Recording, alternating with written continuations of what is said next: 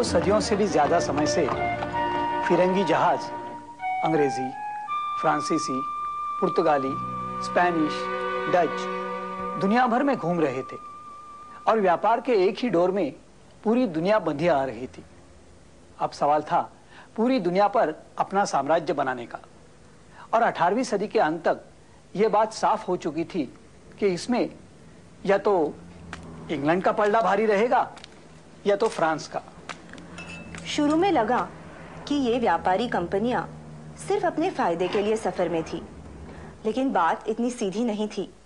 भारत में जहां शासक वर्ग कमजोर हो चुका था, इन व्यापारियों ने इस कमजोरी का पूरा फायदा उठाना शुरू किया और 1757 में यूरोप से हजारों कोस दूर भारत के एक कोने प्लासी में अंग्रेजी साम्राज्य की नींव पड़ी।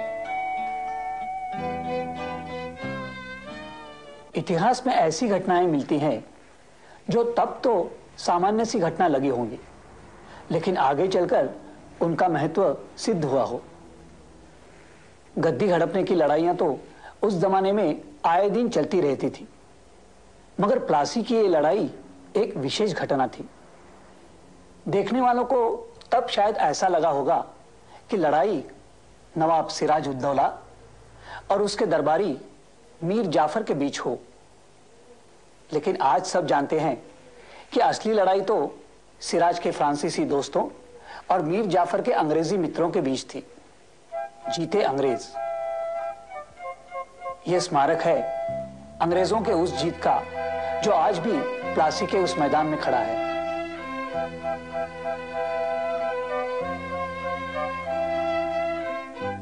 यूं ब्रिटिश साम्राज्य के नक्शे का गुलाबी रंग भारत को रंगता ही चला गया। यही गुलाबी रंग भारत देश की गुलामी का रंग बन गया। अब मुर्शिदाबाद, आगरा, मछलीपट्टनम अपने उद्योगों के साथ तबाह होने वाले थे। बंबई, मद्रास और कलकत्ता जैसे अनाम मछुआरों के बसेरे देश के प्रमुख नगर बनने वाले थे और आखिरी मुगल बादशाह को दिल्ली में 2 गज जमीन भी नसीब होने वाली नहीं थी। प्लासी की लड़ाई के बाद अंग्रेजों ने ऐसा करतब दिखाया कि केवल 8 सालों में मुगल सम्राट शाह आलम के हाथों से उड़ीसा, बंगाल और बिहार की दीवानी अंग्रेजों ने अपने हाथ में ली। अब ईस्ट इंडिया कंपनी ही वहां की सरकार बन गई। सभी टैक्सेस अंग्रेजी वसूल करने लगे, और वो भी गेहूं या धान के रूप में नहीं, सोना या चांदी के सिक्कों में।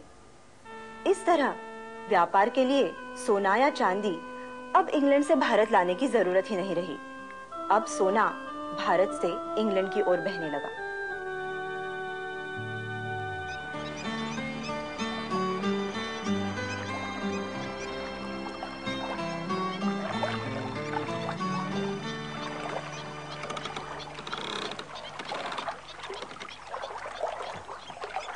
अंग्रेजों की औद्योगिक क्रांति के लिए हमारी दौलत जाने लगी, हमारे शहर उजड़ने लगे, जैसे यह मुर्शिदाबाद।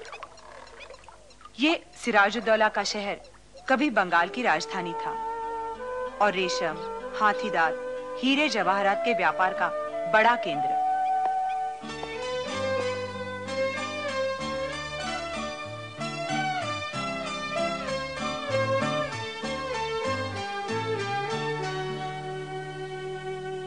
प्लासी की लड़ाई के बाद जब भारत का ये सबसे समृद्ध सूबा ईस्ट इंडिया कंपनी के अधिकार में गया, तब कंपनी ने यहाँ का उत्पादन बढ़ाने के बजाय कुछ और ही नीति अपनाई।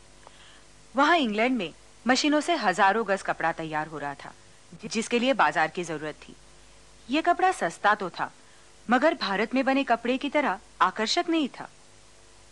इस वजह से इंग्लैंड के उद्योगपतियों ने अपने सरकार से एक ऐसी कर व्यवस्था लागू करवाई जिससे वहां का कपड़ा भारत में बेचने का काम ईस्ट इंडिया कंपनी को सौंपा गया, और साथ ही भारत का कपड़ा इंग्लैंड के बाजार में बेहद महंगा बना दिया गया। सिर्फ कपड़ा उद्योग ही नहीं, पर धीरे धीरे बहुत से पारंपरिक उद्योग चौपट होते गए।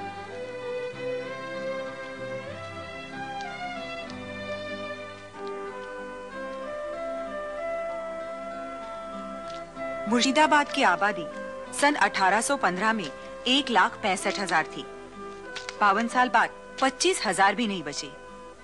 और भी कई औद्योगिक शहर आर्थिक तबाही के शिकार होने वाले थे। राजा नवाबों के दिन भी लग चुके थे। अब वो कारीगरों से पहले जितना सामान खरीदते भी कैसे? फिर पैसे लगाने वालों को भी ईस्ट इंडिया कंपनी के व्यापार में ज्यादा मुनाफा नजर आने लगा था। जब कारीगरों के लिए पूंजी के रास्ते भी बंद होते गए तो वो कहां गए होंगे? सोचा गया है कि काफी सारे लोग तो खेती करने लगे होंगे, लेकिन यूं जमीन पर दबाव पड़ने से एक नई समस्या भी तो पैदा हो गई होगी। अपने तकनीकी ज्ञान को उपयोग में लाने के रास्ते उनके लिए बंद होते जा रहे थे, क्योंकि अब हमारे तैयार माल की कम और कच्चे माल की ज्यादा मांग हो रही थी।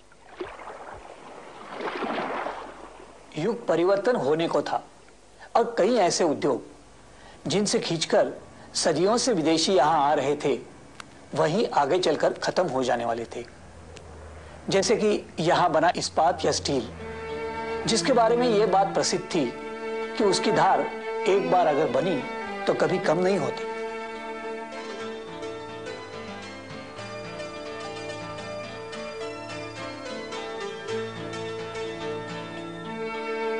खोज करने वालों से मुझे पता चला कि इस्पात उद्योग खास करके मैसूर, सेलम और इंदौर यानी आज के निजामाबाद में हुआ करता था।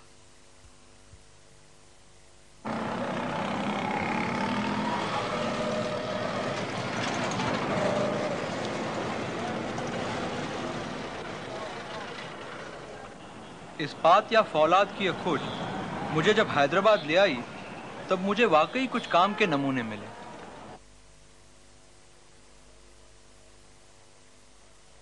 मैंने जब उन हथियारों को देखा तो समझ में आया कि तब लोगों को उन पर इतना नाज क्यों था। इन हथियारों की खासियत थी तेज धार, जो काफी समय तक टिकती थी। दुनिया भर में ये तलवारें दमास्कस स्वॉर्ड के नाम से जानी गई। हालांकि इनका धातु भी यहां बनता था और काफी हद तक ये हथियार भी। इस धातु को वुड्स नाम दिया यूरोपियन लोगों ने। कन्नड़ और तेलुगु बोलने वाले लोहार कारीगर तो इसे उक्कू कहते थे। उक्कू से हथियार बनाने के लिए उसे एक निश्चित तापमान पर बार बार गर्म किया जाता था, बार बार पीटा जाता था और बार बार ठंडा किया जाता था। इस दौरान धातु को एक विशेष संरचना मिलती और वुड्स बदल जाता इस्पात में, और उस पर धारियां भी पड़ जाती थी। इस्पात पर पड़ी धारियां या लहरियां जितनी पास पास और समान होती, उतना ही उसे बेहतर समझा जाता था। आज ये परंपरा जीवित नहीं रही, लेकिन मुगल और यूरोपीय दस्तावेजों में इसके बयान मिलते हैं। मुगल इतिहासकार अबुल फजल ने आईने अकबरी में इंदौर और निर्मल में बने फौलाद का जिक्र किया है।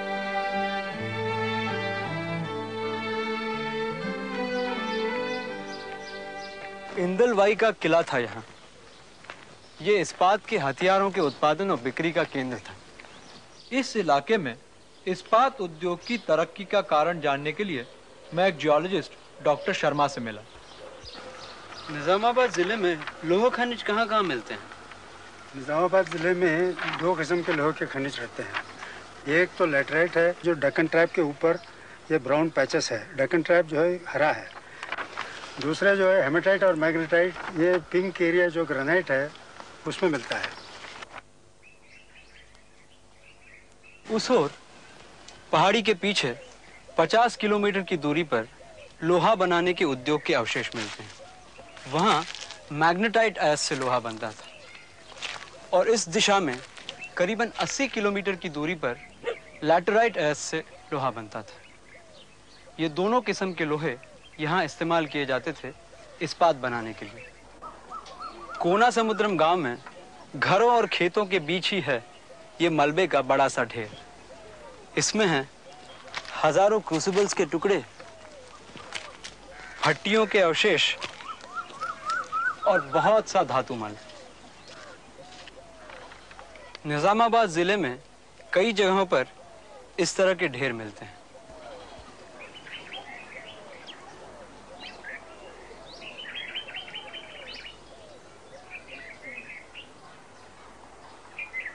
क्रूसिबल्स और भट्टियों की तादाद से अंदाजा लगाया जा सकता है कि इस इलाके में कितने बड़े पैमाने पर इस्पात बनता था। जैसे डच ईस्ट इंडिया कंपनी के दस्तावेजों में एक जिक्र है कि फला तारीख को मछलीपट्टनम से एक जहाज में इस्पात के 20,000 इनगट या ढले हुए गोले पर्शिया भेजे गए।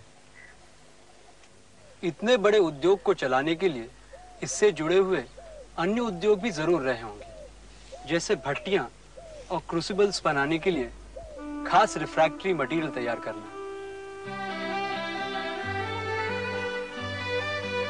फिर ईंधन के लिए लकड़ी का कोयला बनाना, और लोहा, ईंधन, रिफ्रैक्टरीज और इस्पात ले जाने लाने के लिए यातायात की व्यवस्था भी। भारत के उद्योगों की बात चलते ही कुटीर उद्योग की कल्पना सामने आती है, मगर यहाँ ऐसा नहीं था। इस्पात और उससे जुड़े हुए अन्य कारोबार औद्योगिक क्रांति के पहले से ही बहुत बड़े पैमाने पर चल रहे थे। 1820 के आसपास ब्रिटिश जियोलॉजिस्ट वॉइजी ने लिखा कि भट्टियां काफी बड़ी थी, 5 फुट गहरी थी, जिनमें बहुत सारे मूशे या क्रूसिबल्स एक साथ रखे जा सकते थे। फिर क्रूसिबल्स में ढलवे लोहे के साथ कांचनुमा धातु मल का टुकड़ा भरा जाता और धातु पिघलाने की 24 घंटे लंबी प्रक्रिया शुरू होती। इस दौरान भट्टी में लकड़ी का कोयला बार बार डालना पड़ता और भैंस के चमड़े से बनी 4 बड़ी धुकनियों से लगातार हवा पंप की जाती। अंत में क्रूसिबल्स को बाहर निकालकर धीरे धीरे ठंडा किया जाता और फिर वुड्स के गोलों को बार बार गर्म करके पीट पाट कर मनचाहे हथियार बनाए जाते। वुड्स तो वैसे कच्चे और तैयार माल के बीच की अवस्था थी, पर इसे बनाने की प्रक्रिया सबसे जटिल थी। इसमें क्रूसिबल्स की रचना और कॉम्पोजिशन सबसे महत्वपूर्ण थे।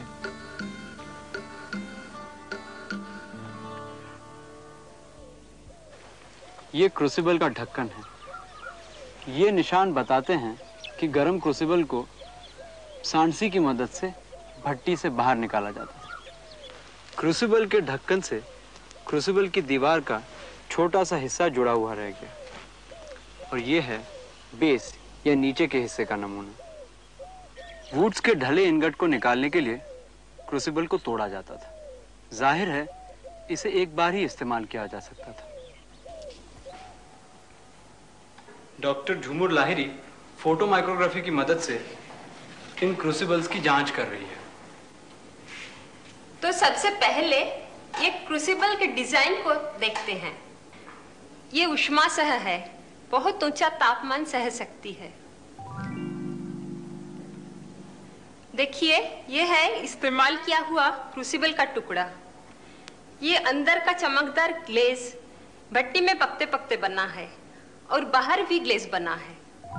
अंदर का ग्लेज पिघले हुए लोहे और मल से क्रूसिबल को बचाता था और बाहरी ग्लेज भट्टी के गैसेस को क्रूसिबल के अंदर नहीं आने देता था। और यहाँ पिघला हुआ लोहा ठंडा होकर वुड्स का गोला बन जाता था और ऊपर रह जाता था मल या स्लैग। क्रूसिबल्स की बनावट ही इस प्रक्रिया की खासियत रही होगी। हाँ, आपने पढ़ा होगा कि ये चिकनी मिट्टी चावल के जले हुए छिलके और तेल से बनता था। चिकनी मिट्टी तो ठीक है, वो तो पॉटरी में भी होती है, लेकिन चावल के छिलके से क्या होता है? चलिए मैं आपको स्लाइड्स दिखाती हूँ। ये क्रूसिबल की चादर का क्रॉस सेक्शन है। अंदर से ये कितना पोरस है, देखिए। चादर पोरस होने से उसकी इंसुलेशन की क्षमता बढ़ जाती है। इस पोरोसिटी का कारण है ये चावल के छिलके। अगर चादर में दरार पड़ रही हो तो छिलका उसे आगे बढ़ने से रोकता है। जैसे गांव में घर बनाते समय मिट्टी के साथ घास पुआल डाला जाता है।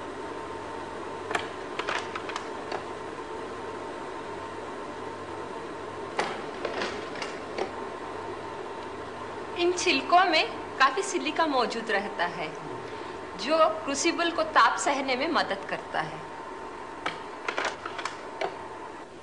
और जले हुए छिलके जो यहाँ भूरे रंग में दिखाई दे रहे हैं, क्रूसिबल की चादर में कार्बन मिला देते हैं और स्लैग या मल के साथ चादर के रिएक्शन होने की संभावना कम हो जाती है।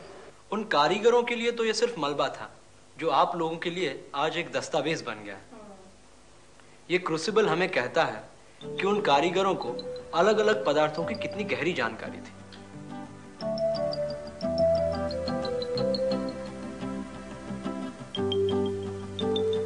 ढाल और तलवार से लड़ने का जमाना बीत गया तो यहाँ तेलंगाना में 3 सदियों से चल रहा इस्पात उद्योग भी ठप हो गया।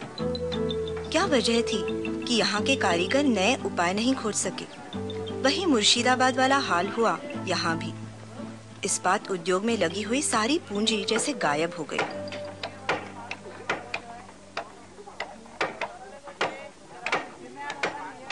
इंग्लैंड में उसी दौरान औद्योगिक क्रांति हो रही थी, जिसमें बहुत से कारीगर नए आविष्कार कर रहे थे, पूंजीपतियों के पूरे सहारे के साथ।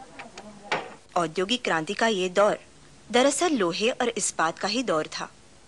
मशीनें, जहाज, पुल, रेलगाड़ियां, फिर उसके लिए पटरियां, बड़े बड़े स्टेशंस, विशाल इमारतें, कारखाने, ये सब लोहे और इस्पात के बिना कैसे बन सकते थे? अब तेलंगाना जैसी कारीगरी और क्वालिटी की मांग ही कहाँ थी। मांग थी बस बड़े पैमाने पर होने वाले उत्पादन की, वो भी कम कीमत पर। हाँ, मजबूती की शर्त जरूर थी। तेलंगाना की तलवारों वाली तकनीक लेकर तब कोई लोहे का इंजन बनाने बैठता तो शायद बरसों लग जाते। पेसेमर कन्वर्टर और ओपन हार्ट प्रोसेस ही ऐसे इंजन तैयार कर सकते थे। और भाप पर चलने वाले ये इंजन ही तो औद्योगिक क्रांति की पहचान है।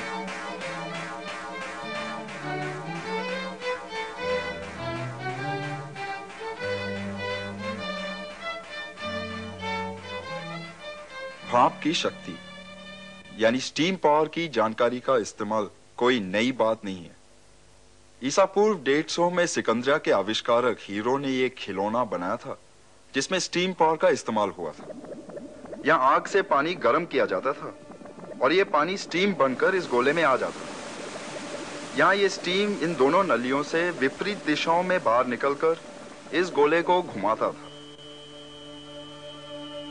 पर भाप की शक्ति की क्षमता को पहचानकर उसे काम में लाना कई सदियों बाद ही होने वाला था। 17वीं सदी में इसके कई उदाहरण मिलते हैं, जैसे कि यह पोर्टा का अपैरेटस जिसमें स्टीम की शक्ति से पानी ऊपर उठता है। फिर आटा पीसने के लिए ब्रोंका ने यह यंत्र बनाया जिसमें एक रहट जैसा गियर सिस्टम अब बैलों के जोर के बजाय भाप की शक्ति से चलता था। 17वीं सदी के आखिर तक हमें और विकसित मॉडल्स मिलते हैं। 1690 में डेनिस पैपिन ने एक इंजन बनाई जिसमें पिस्टन का इस्तेमाल करके पुली के द्वारा वजन उठाया जा सकता था। उसके बाद 1702 में थॉमस सैवरी ने बनाया माइनर्स फ्रेंड, जो कोयला खानों से पानी बाहर खींचने के काम आता था। उसके बाद 37 साल बाद व्यापारी न्यूकमन ने बनाया एटमॉस्फेरिक स्टीम इंजन।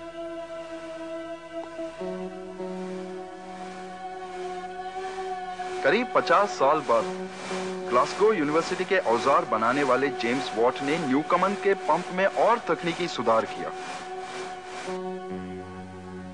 अब स्टीम इंजन अधिक सक्षम भी बन गया और ईंधन का बचाव भी होने लगा। लेकिन स्टीम पावर से सिर्फ इंजन या पंप चलाने से औद्योगिक क्रांति तो नहीं हो पाती। जरूरी था कि स्टीम पावर का और क्षेत्रों में भी इस्तेमाल हो जाए। जब हम किसी कारीगर को काम करते हुए देखते हैं तो ज्यादातर उसके मूवमेंट्स 2 तरह के होते हैं, या आगे पीछे या ऊपर नीचे, और दूसरा गोल गोल। क्या मशीन्स भी ऐसे मूवमेंट नहीं कर सकते? जरूर कर सकते हैं, और वो भी ज्यादा तेजी से।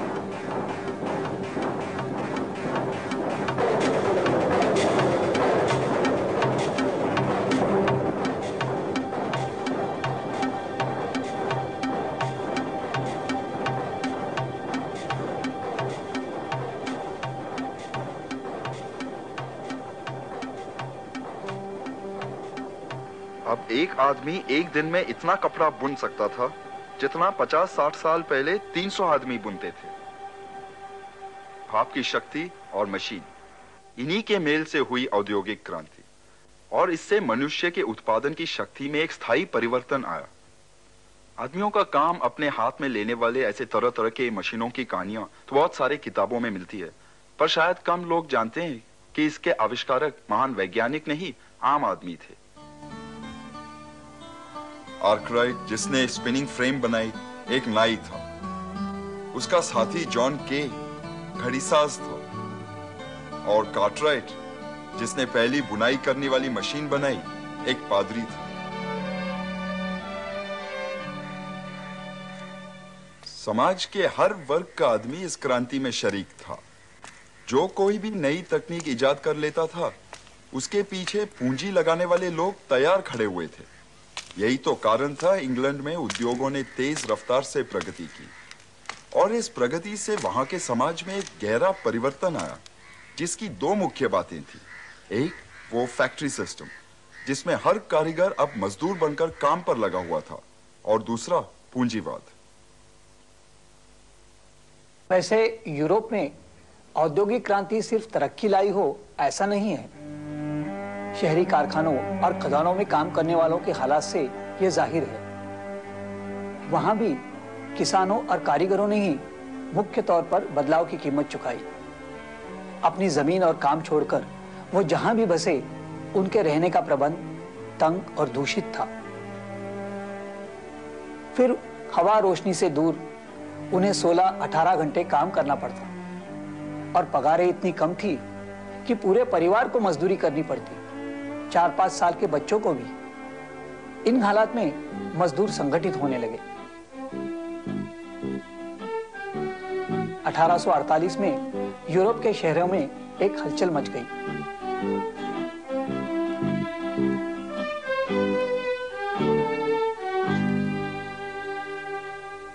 अब जगह जगह पर लोग अपने अधिकारों के लिए लड़ने लगे।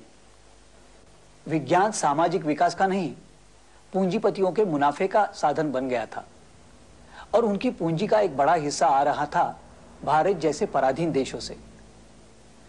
यूं आपस में विरोधी बातों से भरपूर था वो समय, और इन सभी बातों का मिलाजुला असर यहां भी पड़ा। चौरंगी, कलकत्ता। अंग्रेजों के जमाने की बनी कई संस्थाएं आज भी यहाँ हैं। एशियाटिक सोसाइटी 1784 में स्थापित, यूरोपीय बुद्धिजीवियों का मुख्य केंद्र। इस सोसाइटी में विज्ञान पर, संस्कृति पर, हर विषय पर चर्चा होती थी। इसके संस्थापक विलियम जोन्स के शब्दों में, हम एशिया की उन तमाम चीजों के बारे में मालूमात हासिल करेंगे जो आदमी और प्रकृति ने बनाई है।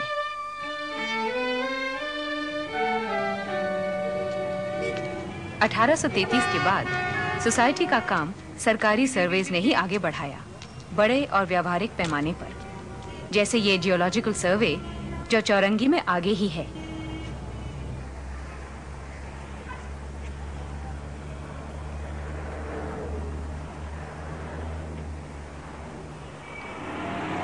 (1866) में एशियाटिक सोसाइटी ने कलकत्ता के मशहूर इंडियन म्यूजियम की स्थापना की।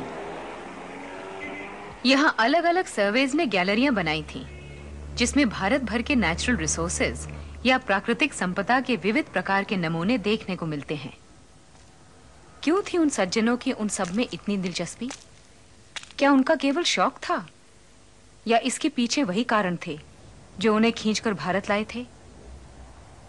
19वीं सदी में ब्रिटिश उद्योग को ऐसी फसलों की जरूरत महसूस होने लगी जिन्हें वो अपनी मिल्स में कच्चे माल की तरह इस्तेमाल कर सकें या दुनिया के बाजारों में बेच सकें। नतीजा 15,000 जातियों की वनस्पतियों का संग्रह है ये, कलकत्ता के बोटानिकल सर्वे की एक गैलरी में। वैसे तो आयुर्वेद ने भी सदियों पहले पौधों और जड़ी बूटियों की काफी जानकारी हासिल की थी, पर अब तक ये परंपरा करीबन मिट चुकी थी। अंग्रेजों ने जो ये वर्गीकरण किया, उसके पीछे व्यापारिक कारण तो थे ही, पर उनको अपने काम के लिए जरूरत थी विज्ञान और वैज्ञानिकों की। इन संस्थाओं में ऊंचे दर्जे के जो वैज्ञानिक थे वो तो अंग्रेज ही थे, लेकिन छोटे मोटे काम करने वाले तो भारतीय ही थे। अंग्रेजों के नीचे काम करते करते कुछ तो वे सीखते ही, बल्कि काफी कुछ जाना उन्होंने आधुनिक विज्ञान के बारे में। कच्चे माल की तरह इस्तेमाल होने वाली चीजों का क्लासिफिकेशन और डॉक्यूमेंटेशन पहली बार इतने बड़े पैमाने पर हुआ। वो लोग जंगलों और पहाड़ों में गए, पुरातत्व की चीजों का पता लगाने के लिए वे भटके। वो आदिवासियों के संग भी घूमे। घूमने के दौरान वो ऐसी जगह भी गए जहां पहले कोई नहीं गया था। और फिर अजंता की गुफाएं, हड़प्पा की भूली हुई जगहें, इन सब का भी ध्यान दिलवाया। इन यात्राओं, खोजों और जानकारियों से हम अपने रिसोर्सेज और इतिहास को बेहतर समझ पाए। इन सर्वेज में काम करने वाले लोग अंग्रेजों के कर्मचारी थे, लेकिन इनमें से कुछ अच्छे वैज्ञानिक भी थे, जैसे कि जॉर्ज वॉट, इस म्यूजियम को बनाने वाला। इस गैलरी में रखी चीजों से मालूम होता है कि अंग्रेजों ने किन फसलों को आगे बढ़ाया। जैसे कपास, उन्होंने कोशिश की कि किसान कपास की बेहतर किस्मों को अपनाएं। पटसन, रेशम और शन जैसे रेशे जिनका उद्योगों में उपयोग होता था। और उन्होंने बागानों की व्यवस्था शुरू की और चाय, कॉफी, नील पैदा करने लगे।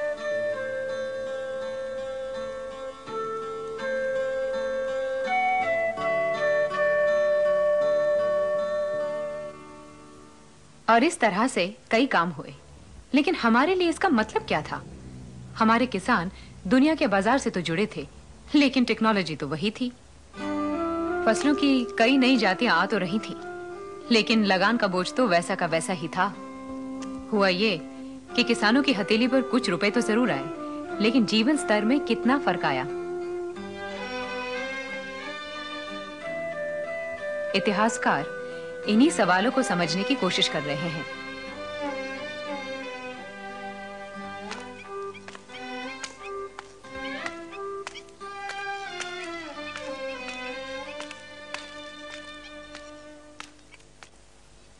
अब अलग अलग वर्ग के लोगों के समझ में आने लगा था कि प्लास्टिक की कितनी बड़ी कीमत उनको चुकानी पड़ रही है। खेती पर गुजारा करने वालों की तादाद बढ़ जाने से जमीन कम पड़ने लगी थी। ऊपर से अंग्रेजों ने लगान भी बढ़ा दिया था और वो नकद मांगने लगे थे। फिर वो जंगलों पर कब्जा करते जा रहे थे और आदिवासी अपना अधिकार खोते जा रहे थे। अंग्रेजों की गद्दी हड़पने वाली नीति को देखकर राजा नवाब भी तैश में आने लगे थे। इस सब का नतीजा था सन 1857।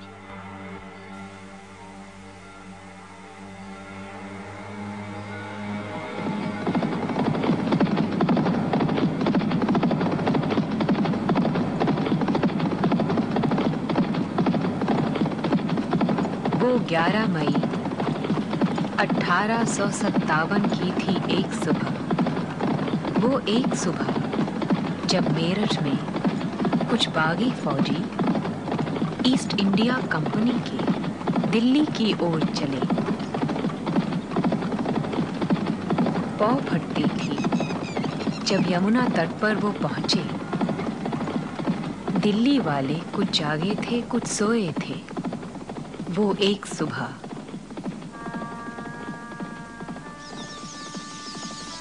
दिल्ली वाले कुछ सोए थे, पर लाल किले के पहरेदारों ने देखा और लाल किले में दाखिल होने से रोका।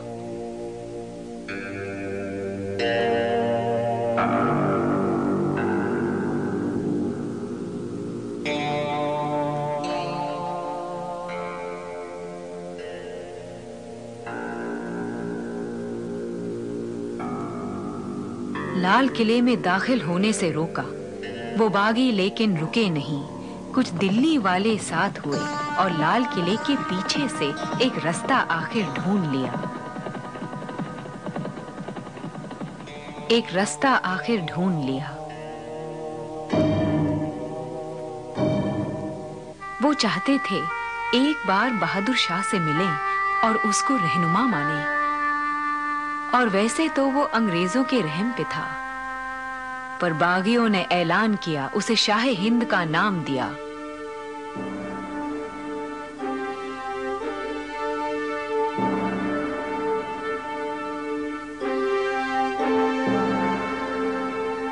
शहर के सब दरवाजों पर इस बागी फौज ने कब्जा किया। दिल्ली गेट,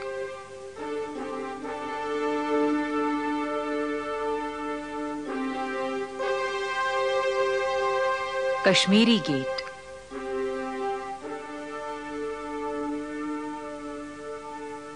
बारूद खाना,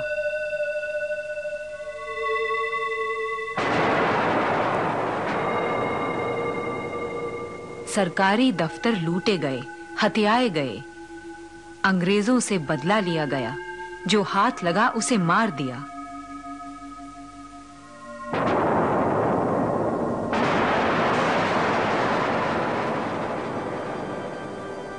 कश्मीरी गेट पे सेंट जेम्स गिरजाघर में कुछ नामों की तो याद अभी तक बाकी है।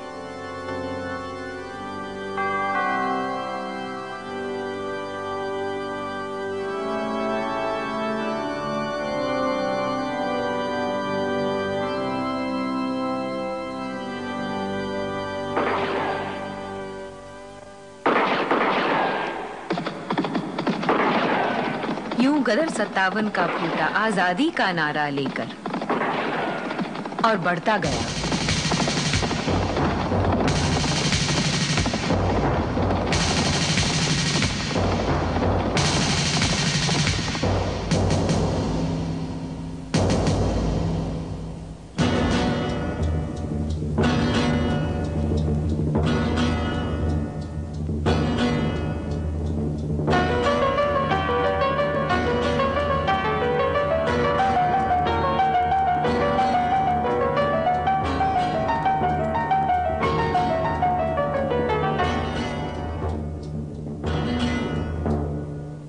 चंद चिंगारियों की बदौलत गली तर गली खुद बहुत आग भड़की। अचानक वो सोए हुए लोग जागे, छिड़ी जंग तो पे चली गाज कड़की।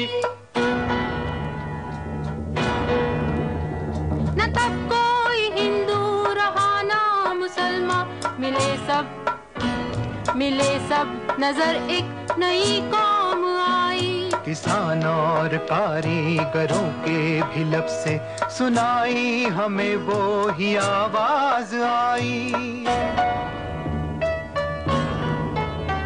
मगर हर तरफ एक बिखराव सा था, किसी का भी नेता नहीं था कहीं पर। नवाब और राजा भी मजबूर से थे, विदेशी हुकूमत के साधन थे बेहतर।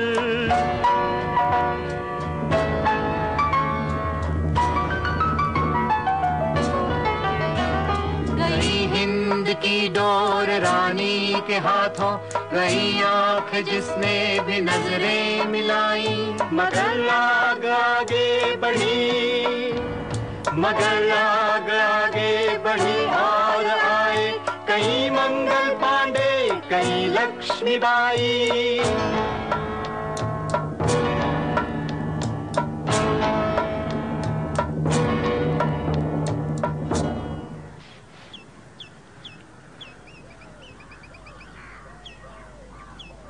सत्तावन के लड़ाई के पीछे कितनी योजना थी, क्या संगठन था, इन सवालों का हमारे पास कोई जवाब नहीं। कुछ कहानियां जरूर है कि चपातियों और कमल के फूल संकेत के रूप में भेजे जाते थे।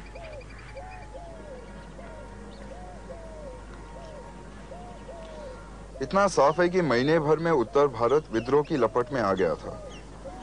हर जगह विद्रोहियों ने कचहरियां जला डाली, कोषखाने लूटे, जेल में भर्ती कैदियों को आजाद कर दिया। लखनऊ में विद्रोह की आग अपनी शिखर पर थी। यहाँ ब्रिटिश रेजिडेंसी में बहुत से अंग्रेजों ने पनाह ली थी।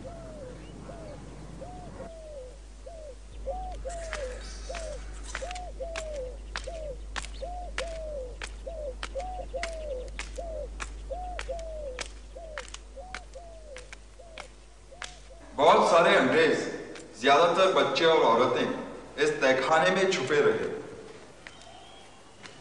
विद्रोहियों ने इस इलाके को महीनों घेरे रखा। जिस कदर लखनऊ वालों ने विद्रोह का साथ दिया, उसकी एक वजह रही होगी कि साल भर पहले नवाब वाजिद अली शाह को अंग्रेजों ने हटाकर अवध राज हड़प लिया था।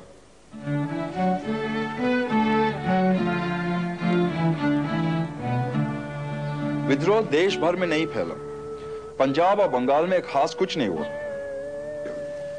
दक्षिण भारत तो विद्रोह के दायरे से बाहर ही रहा। गौर करने लायक बात यह है कि हर कौम के लोग हर वर्ग से आए, राजा, सिपाही, कारीगर। अफसोस इस बात का है कि आजादी की यह पहली लड़ाई किसी काबिल नेता को जन्म नहीं दे सका।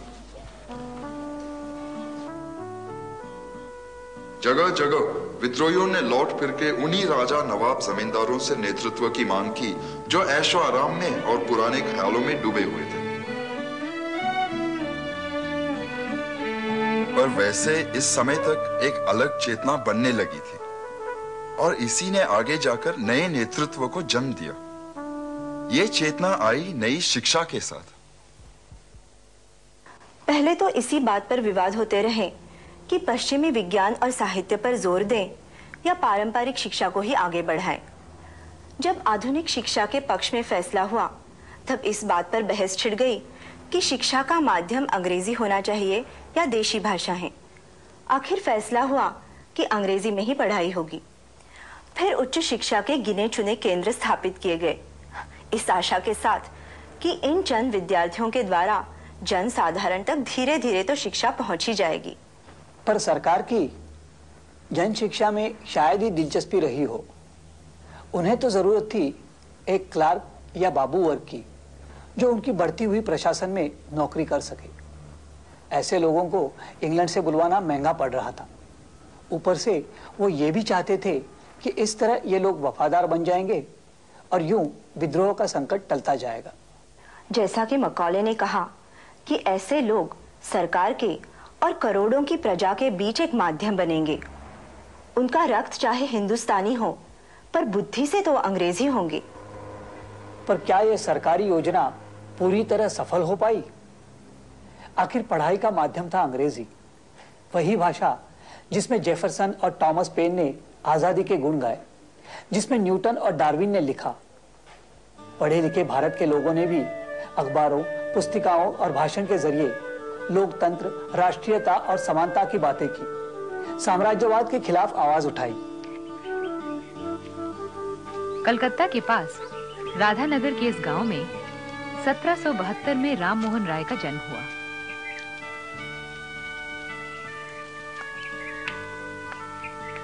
बंगाल में भयंकर अकाल था। लगातार 6 साल सूखा पड़ा। लाखों लोग मर रहे थे, मगर अंग्रेज अपना लगान वसूलते रहे।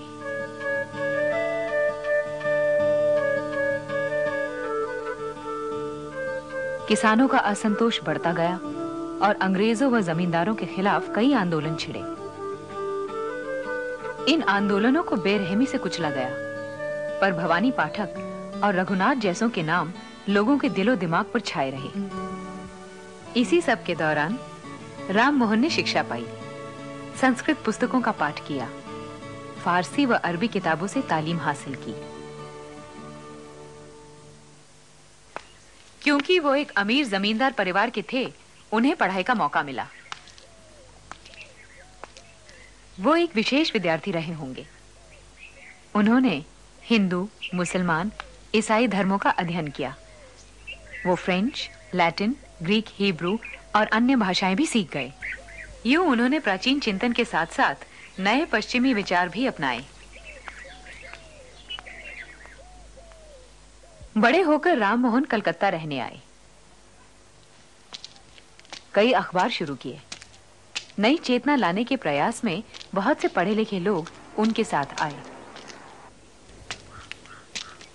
उनकी मांगे थीं, जमीन लगान कम कर दिया जाए, व्यापार पर ईस्ट इंडिया कंपनी का अकेला अधिकार खत्म हो, हिंदुस्तानी तैयार माल पर से भारी टैक्स हटा दिया जाए, हिंदुस्तानियों को न्याय का बराबर हक मिले और रंग भेद खत्म हो, ताकि हमें शिक्षा और रोजगार में बराबर का दर्जा मिले। उन्होंने शिक्षा पर बहुत जोर दिया। उन्हें विश्वास था कि विज्ञान और विवेक ही आधुनिक भारत की नींव बन सकते हैं, इसीलिए विज्ञान की तालीम जरूरी थी। उन्होंने अनगिनत स्कूल्स, कॉलेजेस और लाइब्रेरीज खोलने में लोगों की मदद की और खुद भी यहाँ अपने घर में, जो कि आज एक पुलिस ऑफिस है, एक स्कूल खोला। इस स्कूल में उन्होंने विज्ञान के उपयोगी विषयों पर जोर दिया, जैसे कि गणित, केमिस्ट्री, एस्ट्रोनॉमी, एनाटॉमी वगैरह। राम मोहन राय उन लोगों में अगुवा थे जिन्होंने पश्चिम के नए सोच और विज्ञान को अपने समाज में उतारना चाहा। इसमें पश्चिम की नकल की भावना नहीं, बल्कि एक नए भारत का सपना था जिसमें पिछड़ापन ना रहे, भेदभाव मिट जाए, आदमी और औरत को समान माना जाए।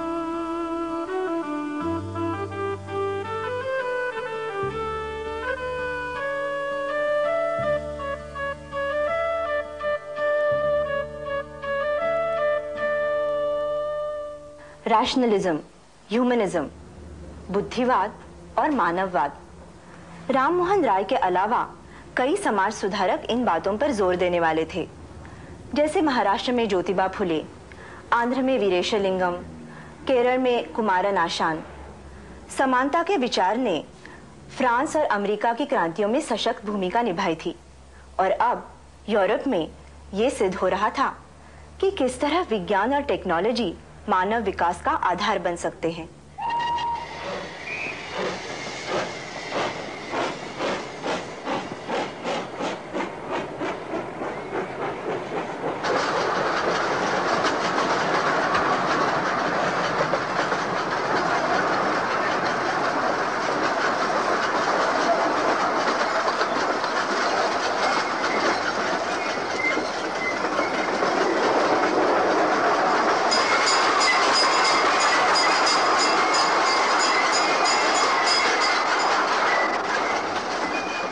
ब्रिटेन में पहली रेलगाड़ी को चले हुए कुछ 31 साल ही बीते थे कि भारत की पहली रेलगाड़ी भी चल दी 1853 में बंबई और ठाणे के बीच, और 7 साल के अंदर अंदर 1300 से अधिक किलोमीटर तक की रेल लाइनें बिछाई दी गई।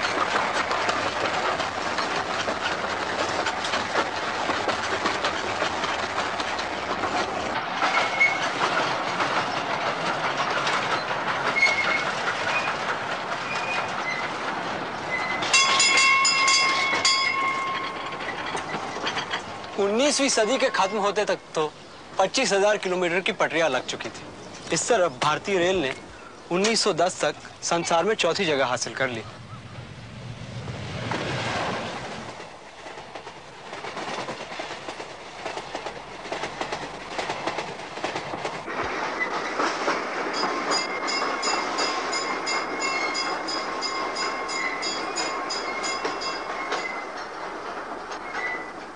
कैसा अजीब लगता है, उस वक्त जब पुराने हस्तकला उद्योगों के केंद्र मिट रहे थे और देश इतनी तकलीफों से गुजर रहा था, तभी रेल लाइनें तेजी से बिछाई जा रही थी, जैसे खूब तरक्की हो रही हो। यही तो बात है, रेलवे ने देश के भीतरी इलाकों का विकास नहीं किया।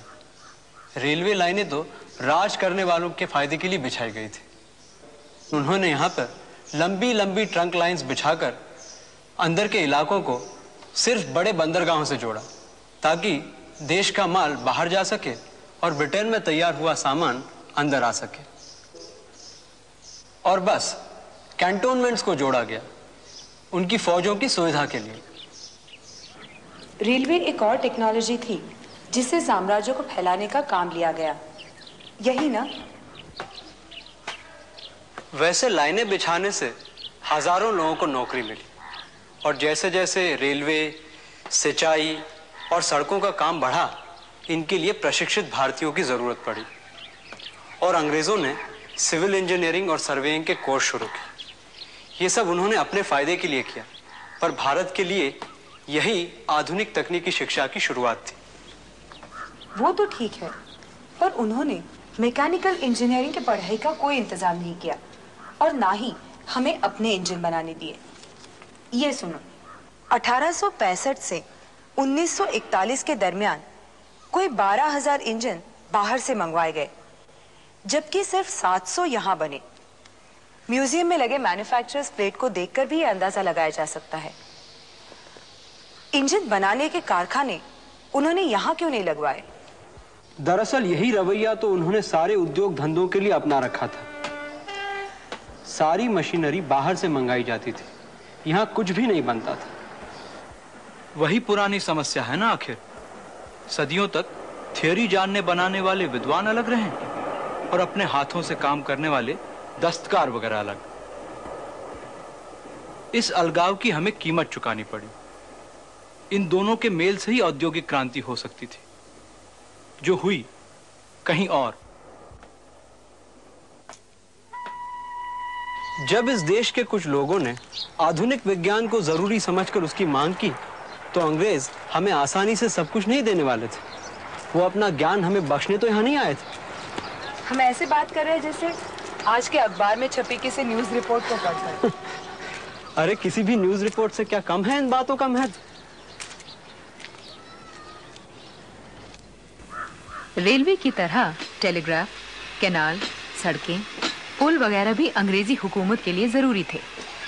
इन सब को चलाने के लिए हिंदुस्तानियों को थोड़ी बहुत शिक्षा और ट्रेनिंग दी जाने लगी।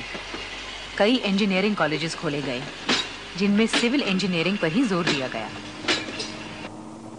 1848 में रुड़की, 54 में पूना, 55 में मद्रास, फिर 56 में ये बंगाल इंजीनियरिंग कॉलेज, जिसे पब्लिक वर्क्स डिपार्टमेंट ने शुरू किया। वैसे इन सब कॉलेजेस में विद्यार्थियों को डिग्री नहीं, बस लाइसेंस दिए जाते थे। खैर, ऐसे मामलों में नीति कुछ होती है और होता है कुछ और। बहुत से अंग्रेज अफसर और वैज्ञानिकों की अपनी रुचि विज्ञान में ही थी, चाहे वो ईस्ट इंडिया कंपनी के नौकर रहे हों। उन्होंने आधुनिक शिक्षा पर भी जोर दिया और खुद भी विज्ञान का प्रसार किया। वैसे 19वीं सदी के शुरू के दशकों में सरकार ने भी पश्चिमी शिक्षा के फैलाव में रोकथाम नहीं की थी, पर सन 57 के बाद इस मामले में उनका रवैया कुछ बदल गया।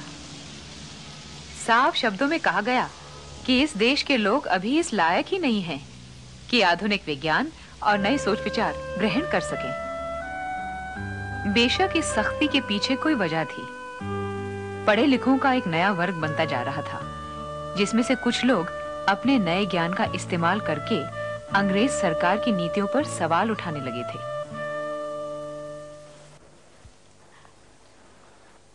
मैं उन स्टूडेंट्स के बारे में सोच रही थी जो रूरकी, ग्रैंड मेडिकल कॉलेज ऐसी जगहों में पढ़ते थे।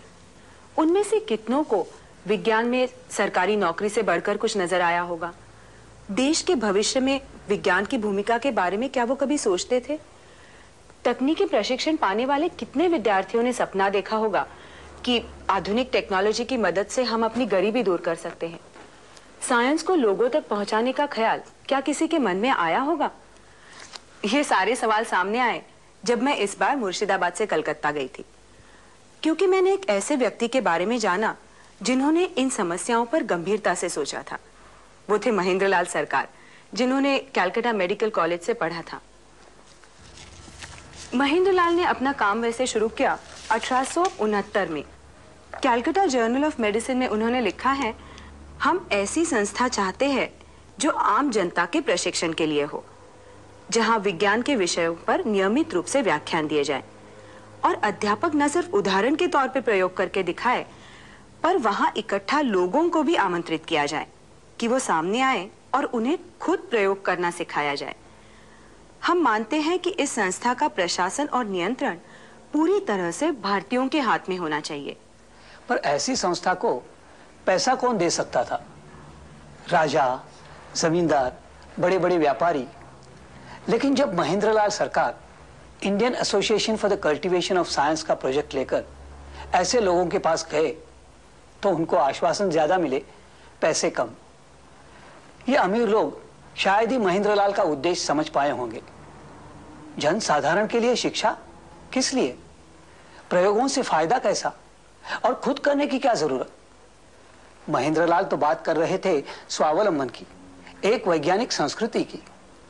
उनका मकसद था कि इस देश के विद्यार्थियों को रिसर्च करने का अवसर प्राप्त हो, विज्ञान जनहित के काम आए, ऐसे उपयोग खोजे जाए जो उत्पादन के क्षेत्र में लागू हो। आखिर केंद्र की स्थापना हुई, जैसा सोचा था उससे छोटा और साधारण, पर स्वाधीन। वैसे आत्मनिर्भरता पर उनका विश्वास कोई अनूठी बात नहीं थी।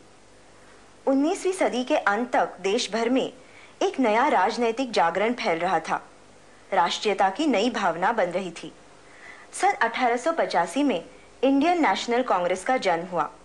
कांग्रेस के आदर्श और महेंद्रलाल के विचार काफी मिलते थे। लोकतंत्र और राष्ट्रवाद, इन्हीं पर दोनों ने ही जोर दिया। कांग्रेस के लोग उनके साथ थे, जैसे सुरेंद्रनाथ बैनर्जी।